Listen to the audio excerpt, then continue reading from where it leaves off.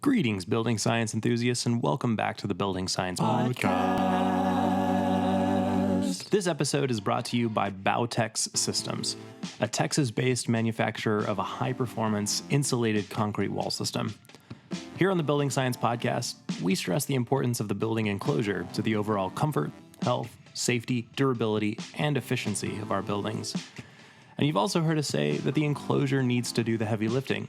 In fact, the enclosure may be the most important first decision you make on your next construction project. We believe that some of the best solutions for a high-performance building enclosure are monolithic mass wall assemblies, like the Bowtex wall system. Bowtex walls include structure, enclosure, and insulation all in one assembly, and is installed by a single trade. Manufactured locally here in Central Texas, fast to construct, and labor-friendly, Bowtex walls deliver competitive first costs and provide a lifetime of savings on energy and maintenance costs. Better buildings start with better walls. To learn more about how to design and build better buildings using Bowtex, go to bowtexsystems.com/building science. That's how they'll know that we sent you. That's BAUTEX systems.com/building science. Enjoy the episode. Welcome to the Building Science Podcast. Welcome to the Building Science Podcast. Bringing the human factor to construction, design, and architecture.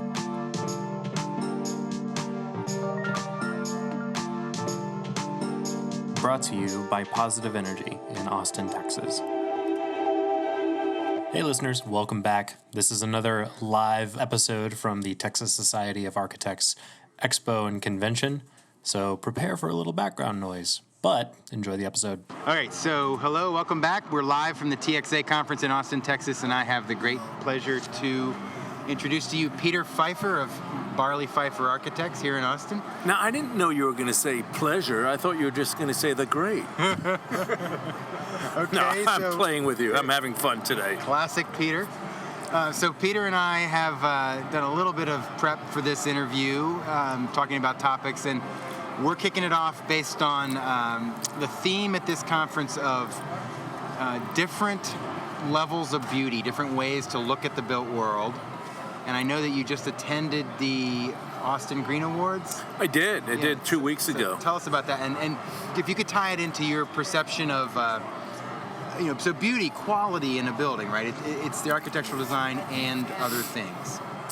Okay, my view of beauty is that we're beyond just skin deep beauty. I think at this level of sophistication, architects should be at the point where they're not just designing good-looking buildings, Christoph, but these buildings perform extremely well. That's why we are architects, and that's why we're doing that top 2, 3, 5% of buildings in America. So with that point of view and that background, my expectations are high, and I set the bar high. For example, this green building movement's been around for, 25 years? It's been around a while. To be designing a building nowadays and not have it respond to our climate, I just think is unacceptable. I don't think it just should be a non-starter. You don't do a home or a building, especially a light or commercial building, in Austin, Texas, without shading yourself from the hot afternoon sun. I was a little bit concerned, frankly, when I saw these Austin Green Awards where they are really pushing the lead approach, where they want you to get into quite a bit of data gathering. I call it the minutia, because it is. But then when all was said and done, 3 of the 4 award recipients' projects didn't respond very effectively to the sun here at all. And I think that's a shame. So the enclosure being the part of the building that does the heavy lifting, that's permanent, durable. I wouldn't even just say the enclosure. I think if you ignore the sun, you make all sorts of problems. You make for a less than optimum indoor environment. Absolutely. You certainly from make a thermal for comfort perspective. Right? Yes, or but glare. also from an eye strain and glare point of view, and you make for unnecessarily high utility bills. And if you really think about where this green building movement came from, way back when it was all about trying to reduce our carbon footprint. And I still think it is. It still should be, as a basic foundation, reducing your carbon footprint. I don't think it should be about what type of solar panels you put on the roof or what brand energy recovery ventilation system you put in, and I know you're into that, or what kind of bicycle racks are up front. First and foremost, you gotta design the building to respond to our climate. And if the building is not designed to respond to our climate and the sun, I don't believe it should be even considered green. I think that's a non-starter. Yeah, and it's interesting. The word green, it originally had a connotation for some sort of quality related to energy performance and carbon, as you talked about, sustainability.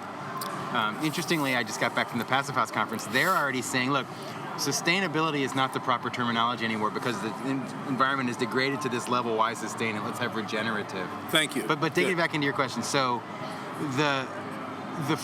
is it the architects or is it a chicken and egg situation, and the architects are responding to their clients' understanding, or should the architects advocate more? No. Tell me about that. I've heard that thing for 40 years. One of the nice things about being in my 60s is you can call bullshit when you hear bullshit. No, it's a failure to communicate if that's what someone's trying to say. Well, I designed this really poor responding building because my clients told me to do so. Bullshit. Now, so there are architects in the role to educate and advocate for best practices. Thank you. It's this thing called leadership, professionalism. You're a professional architect with a license to guide the public well. If you were a gun instructor and you gave somebody a gun and they were about to blow their foot off, I would think you should say, wait a minute, don't pull the trigger. So that's my view on this thing that, but then once you warn them...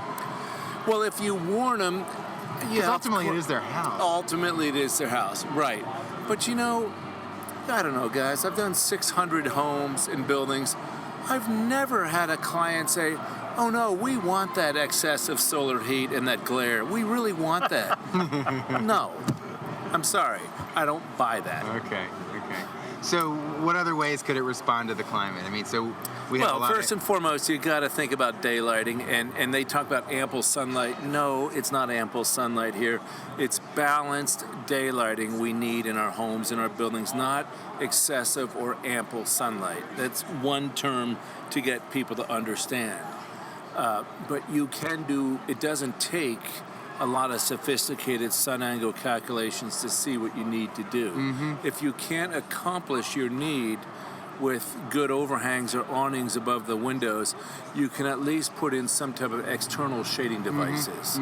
Roll down automatic sunscreens if need be, something. Gosh darn, we're creative. We can come up with all solutions. So you're not just blocking the light, you're also trying to push it deeper into the core. Yes, that's right. Thank you. You're not just trying to block it, you're trying to help it penetrate deeper into the spaces. And that's through design of your apertures and overhangs. Yeah, and frankly, it's shelves. not rocket science.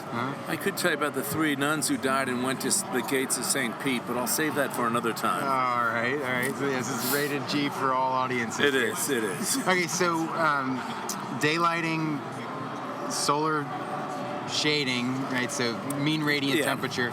And how you do your roof, how you deal with your roof. So tell me about your roof. Well, tell me about that climate zone appropriate roof assembly. Look, the insulation manufacturers and other building product distributors have us all believing that if we don't insulate the heck out of our buildings, we're all just going to die. And I had a professor, I'm going to go back to 1981, when I came to the University of Texas for graduate school. I was going to go to MIT or Berkeley.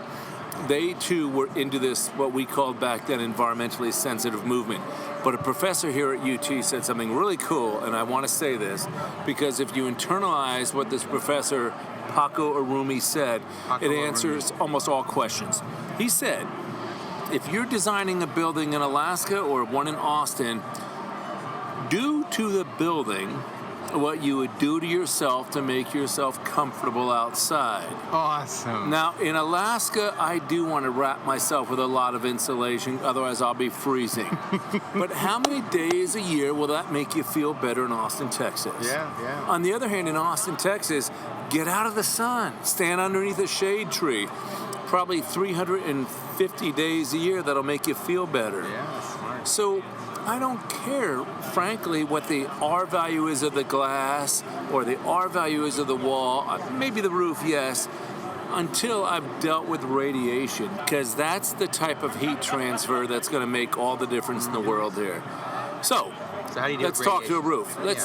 You park your car underneath a tree, and you come out to it at 5 o'clock in the summer, and it's okay. It's comfortable.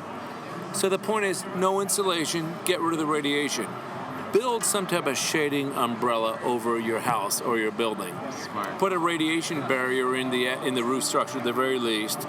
But we developed that floating What do you mean by that? Well, a foil, yeah, good question, because these terms, it's just aluminum foil on the underside of the roof to reduce the amount of solar radiation that penetrates through the roofing structure and to heat up the attic.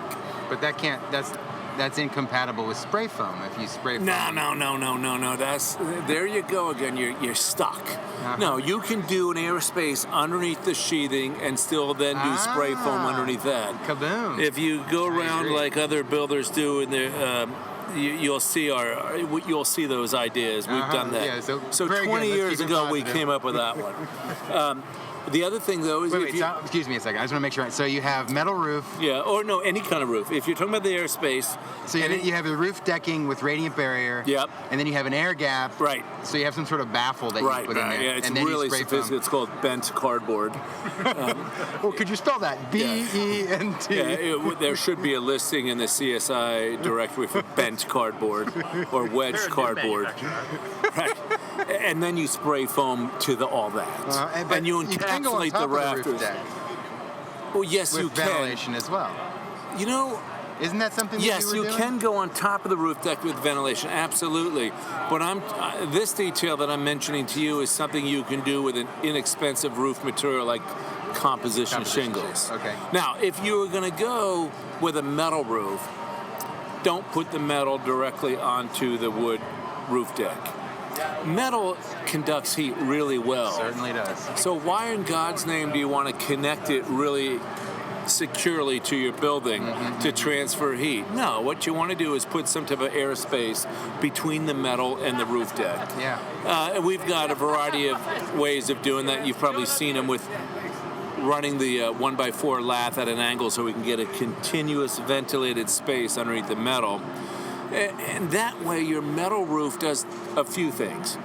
It acts like a big shading umbrella over the house. Yeah. It's like parking your house in a carport or underneath a tree. But the other thing it does is it makes it so that the roofing system can breathe. And that, I think, is important. If the roof decking gets wet because of leaks, and by the way, everything will eventually leak, it has a way of drying out and self-healing. If moisture gets underneath the metal, it has a way of drying out so it won't prematurely rust the metal from the inside. So it's not just to save energy and make the house more comfortable. It's to make the roof last much longer. Yeah. So that's good on the roof. So you sort of dismiss the walls a little bit. Because the sun is... You do put some insulation in your walls? Yeah, of course. But look, I know it sounds really elementary, but I like breaking things down to elementary analogies. Imagine this. If you get a good cooler, it doesn't even have to be a Yeti. It could be a basic igloo cooler. And if you fill it up with ice, and you close the lid and tape it so no air could flow into there, and you put it in the shade, but outside, you'd be surprised how many days, if not a week, that ice will still be in the cooler. Fascinating. So what's happened here? You don't have much of an R value. It's maybe R2, R4. Yeah. But you've gotten rid of the infiltration of outside air. But the big thing is you've gotten rid of the big transfer methodology for heat, which is radiation, because I said put the cooler in the shade. Here. So the point is the insulation value is next to nothing, but the ice still remains in the cooler and keeps the contents cool. That's our house in Austin, Texas. I don't really care. Could you put a number to it? Like, what do you shoot for as R value on a wall? Is it R13? R13. Uh-huh. R13, I think, is fine. I think, your standard R11, R13 insulation with some type of insulated sheathing, I found 3/4 of an inch of foam on the outside works perfectly, because then your window flanges and all your trim works out very nicely. That's a wonderful home. Mm-hmm. You don't have to go R19. That's nominal R13, but the effective R value of the wall is also staying high because you're putting that continuous insulation. Right, that's right. So, look, a 2x4 wall with good spray foam insulation and an outside insulated sheathing would be great. Yeah. And then shade those windows and do a shading umbrella roof, and then you're 80% there. Tell me about shading those windows. Tell me a little more about that. About what? Shading the windows. You mentioned it from blocking radiation, getting light deep into the building, but do you have I guess it changes on different projects. Do you have a certain style that you use to shade it, or materials? We do. I love using awnings mounted directly above the window. You've seen them. They're metal. They're usually metal roofing with some type of nifty looking metal bracket. Some of them might have a good looking cypress wood on the underside of it to make it look fancier. Oh yeah. But it's just putting a visor above all the windows. It does three things. It obviously saves on your energy because you're cutting out the radiation from coming into the house or the building. But it actually does something else which is counterintuitive. It helps reflect light into the house or the building. Diffuse radiation from outside, yeah. So you actually have a brighter interior. And by the way, no one's got to close their blinds this way unless they need the privacy. Mm-hmm. If you look at a lot of homes that don't deal with solar radiation from the outside, you'll notice the curtains or the drapes or something are still drawn on the inside because after a while people get tired of glare and heat. Mm-hmm. So the nice thing about an eyebrow above the windows is you don't have the glare or the heat problem. You get more daylighting in the house. And you know what else? What? The windows don't have to be cleaned as often. Interesting. Because if you keep the water off the windows, they don't get dirty, as dirty. And by the way, your windows, instead of lasting 20 years, will probably last, like at the building where my office is, 100 years. Awesome. Those are 4-foot overhangs, and it's about a 110-year-old building. Wow. And so the amount of glazing, the amount of holes in the wall that you put in, are you strategic about that, or how do you get to that number? Well, yes. I mean, look, I think every young architect wants to put windows in every square foot of the exterior of the building because they all think windows define coolness. How do I say this politely? As I've gotten older and lived in some buildings with lots of glass, I realize, that doesn't necessarily translate to comfort. I think you need to be practical with the amount of glass you put in. Yeah, if you got some incredible view of the Grand Tetons, which we've done in other parts of the country, we have a whole wall of glass, but we still shade it really well. The net of it is, don't go crazy on glass, because no matter what the window manufacturers say, no matter how much argon gas is filled between the panes or what the low E rating is, it's still going to be less comfortable than if it was a good wall. Yeah. Period. Yeah. And by the way, that argon gas that everyone talks about adding the R value, well, first of all, it makes you go from an F to a D. Big deal. I mean, it's okay. What do you mean by that, from an F to a D? An F as in a letter grade F, failing grade to a D. Barely passed. But then guess what? Within 10 years, the argon is leaked out anyway. So the analogy I have, trying to rely on the new glass technology, argon filling, low E, well, here's an analogy. If you had a bucket of water and it had a leak in the bottom of the pail and you had it outside, you could put a cover over the bucket to help reduce the evaporation of water. But so what? You still got a bigger problem. You still have a leak in the damn bucket. So who cares about how much water you're losing through evaporation if you've got a leak in the bucket? Well, that's really what's happening with all this window technology. You still have a big old leak in the house because you have too much radiation hitting the glass. Fascinating. So am I hearing you right that you don't need to use low E because you have good solar shading? That's correct. As a matter of fact, I like it. Like if we have sliding walls or lots of glass between the house and the screened-in porch, we specifically order the old-time just double-pane glass so we can get all the reflected daylighting possible. And you get that natural color. Right, natural color. And Yes. Yeah, I could say things, but I won't. Oh, good. Thank you, Peter. And anyone who knows Peter Pfeiffer knows that was tremendous restraint evidence. It is. It's a Thursday, a cold Thursday in Now, Austin. what are you drinking there? Is that just orange juice? No, it's not. This is actually, it's a whiskey sour. Oh, okay. But it has nothing to do with this because that's only halfway done. So we did 5 sides of the building so far. 4 sides. And we the haven't roof. taled about the underside. Yeah. So do you? You got to have a good spaces, vapor slab, barrier. That's how a good discussion. That's a good discussion.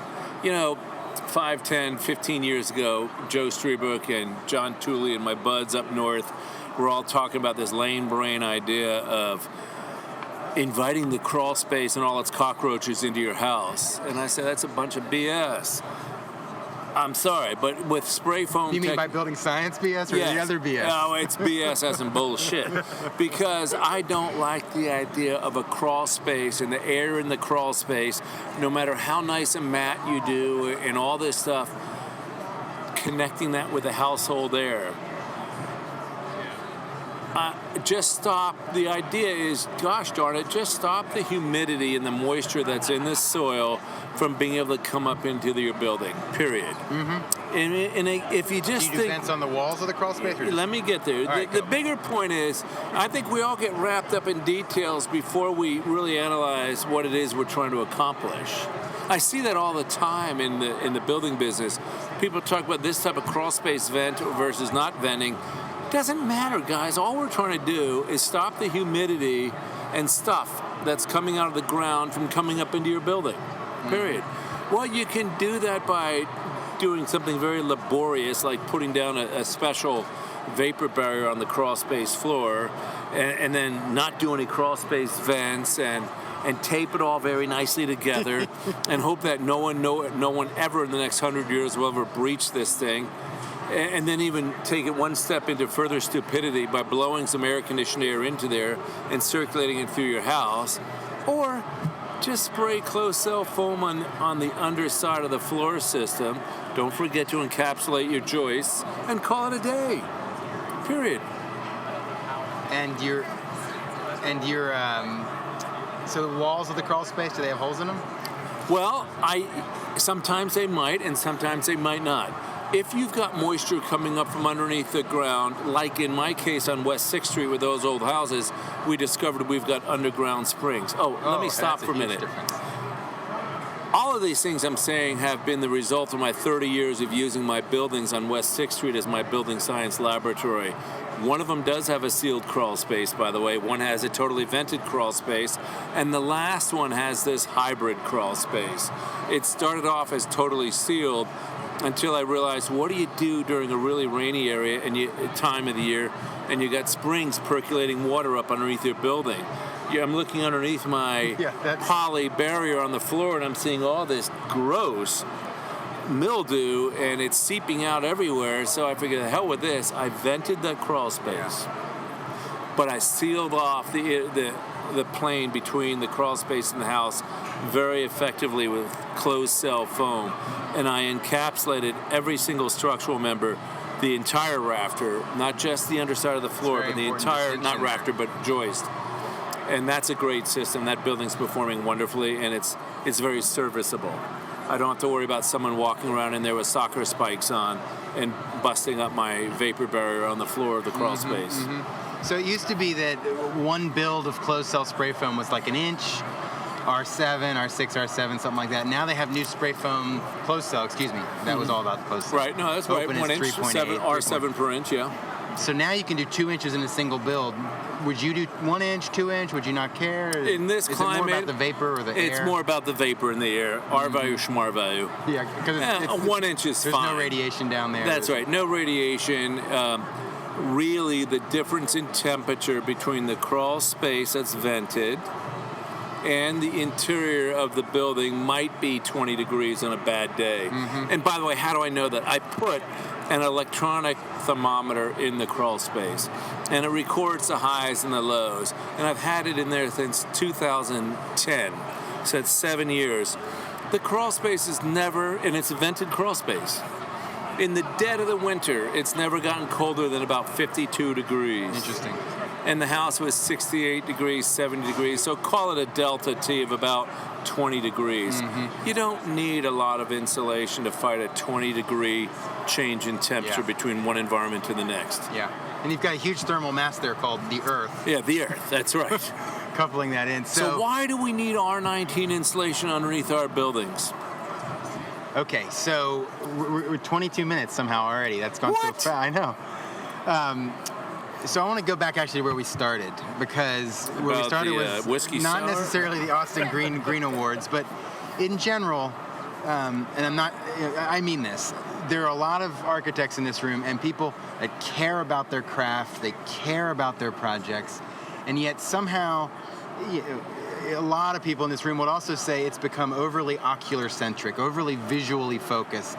Only me would say ocular-centric. Maybe I would say that. Ocular-centric. But you're right, by the way. You're right. We've gone back to what I call the decorated box. We've gone back to looks being everything. I think the maturity we were developing in the 80s and 90s towards high performance as well as good looks has retrogressed. It seems like it, and I want to know why, but maybe that's. I'm going to say something radical. Can I? Go. Frickin' lead. I believe, and I'll say this on the radio, the U.S. Green Building Council's LEED program was the explosion that blew out the flames and the inspiration and the creative problem solving of the green building movement. Woo! They destroyed it. They tried codifying it, and they got so wrapped up in bike racks and pandering to those who were their stakeholders that they completely disincentivized the architectural community to design smart, climate-sensitive buildings. I can see how it shifts the consciousness of the designer toward a checklist, toward a lot of information that's not artistry. It's minutia. Craft. And look, they weren't trying to be evil. They weren't. It was just people who were not as well educated in the building sciences and architecture as they should have been. I understand that a very small percentage of the board members are truly accomplished, licensed principal architects on the USGBC. Now, let me make sure you understand what I said there. Accomplished, principal, licensed architects. Yeah, they might have somebody who got their license in 2016, and he's therefore a licensed architect on the board. But I'm sorry, but that's not the same as someone with 35 or 40 years experience making mistakes right and left.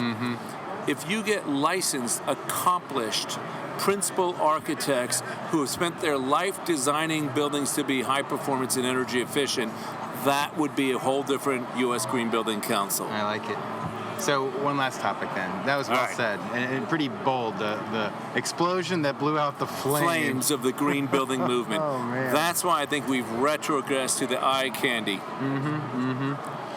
So there's an expression that's out there now.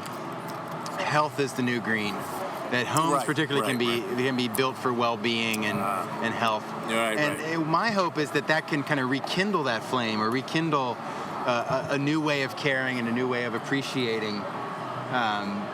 So we're looking at the poster in our booth that says "Design around people, a good building follows."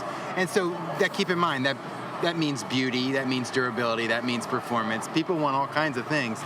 They're also I'm looking at Peter's hand here. There's transdermal uptake of VOCs in this space right into your blood, right? Holy shit. Yeah. Would you say that one again? Transdermal uptake of VOCs into my blood? Yes, the phthalates from the plasticizers in the rug. It's like we're all... Do you whisper that to your wife at night? No, I don't. So that's good. So the thing I want to get to is... what do you think? Is health going to be able to rekindle a different appreciation for buildings? Yeah, I think we really obviously have to pay attention to health. I mean, gosh darn, it's not a coincidence that now cancer is the number 2 cause of deaths in America. Yeah. Where is this cancer coming from? I get that. Yeah. I hope. But I think the minutia approach, I would like to think before we delve into the minutia, we make smart design decisions. You've heard me say this. Absolutely. Don't put you're talking about air quality decisions. Right. Don't put a source of pollution as. Don't live with your car. Yeah. Separate your car in some form or fashion from the living area. Yeah. Especially if you have an air-conditioned home in the South. where the laws of nature really want to drive the warm, humid air from your garage into your house. Absolutely. Let's do the common sense things. What else do you do for air quality? Do you have any? Well, all right. And now we've all talked about the carpet padding and the carpeting and the furniture. Air the stuff out for 2 days before you put it in the house. There you go. I Smart. know that sounds like a hassle. I've had to do it. It is a hassle, but it has a tremendous effect Long-term. because I believe, I've read, that the majority of the off-gassing, the negative VOCs, the bad stuff, comes out of the furniture and the carpet and the padding in the first 24 to 48 hours. And UV can actually accelerate that if you put it out in the sunshine. Good point. Good point. Interesting. I like that.